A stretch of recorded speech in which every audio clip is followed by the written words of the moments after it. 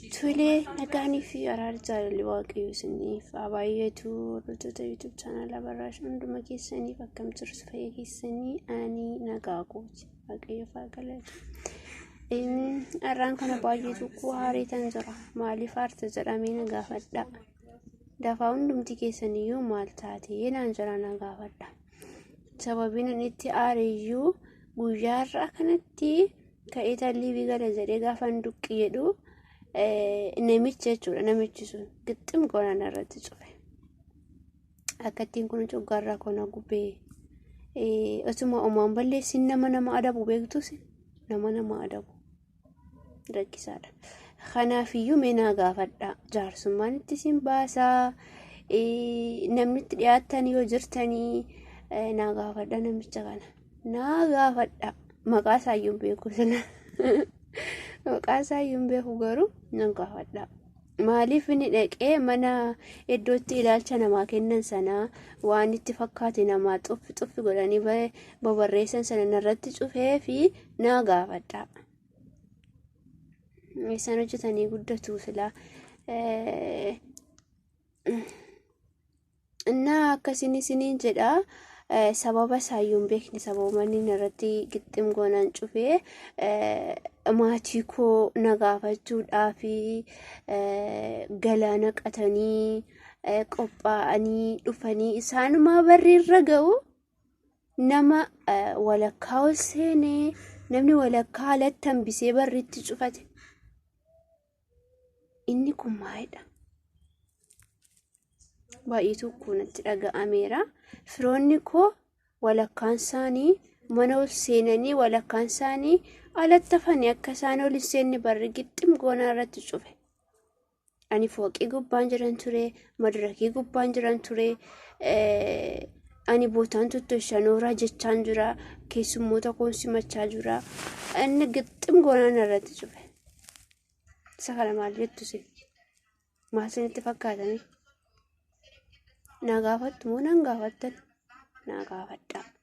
Jaarsummaan itti sin lakkaawwadha. Maaliif inni guyyaa har'aa akkana aarsee fi maaliif akkana niin hojjenne akkanii waraabbanne narratti cufe naa gaafadha. Mee amma sa'aatiidhuma meeqa naa kenna? Amma sa'aatii 3 yoon galeeta waraabbadhe sa'aatiidhuma meeqa sanaa kennu sanaaf xirqim goona narratti kan cufe. Qumna garaan beeku namtichi waan isaan beeku malee qumna garaan beeku isaaf haa dhiisuutis. Mee namni akka kootti sin aarsee koomentii jalatti naa beeksisa. Naa barreessaan siniin jedha. Yeroo baay'ee tokko nan aare.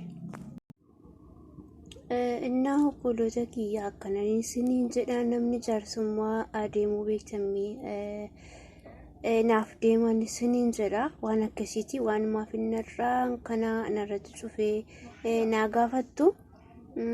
Kanumaan isin dadhabsiisuu isin gaafadha waan akkasii kana maaliif akka ta'e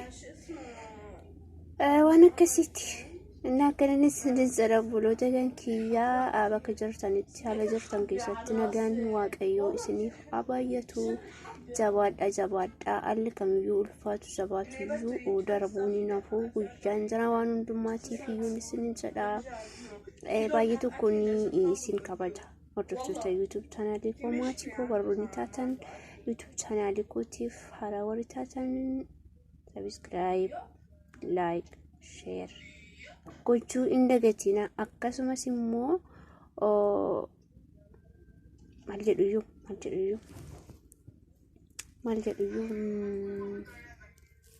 ni dafa na yaadachiisa. Maal jedhuyyuu share, subscribe gochuu hin dagatina isiniin jedha. Waan akkasitti turtii gaarii naaf qabaadha. Kanumaan isinitti madda jedhanii guyyaa irraa waan na mudateef waan na aarsee kanan isinitti madda jedhee kan dhufe kanadha. Waan akkasitti namicha kana immoo naa gaafadha. Yeroo kaan obboloota koorras ta'e anarras ta'e gaafa isaan tokko lama jedhanii walitti fidatan irraa fudhata. Maal jaarsi qaaniin beekne? nama qaan hin beeknedha. Jaarsa ta'e maal ta'e illee hin beeku garuu anaan aarseera guyyaarraa miinaa gaafadhaan isiniin jechuu jaalladha. Waan akkasiitii turtii gaarii naaf qabaadha obboloota kan kiyyaa. Bakka jirtanitti nagaan rabbii isinirraa hin dhibiin fayyaa ta'aa. Bye.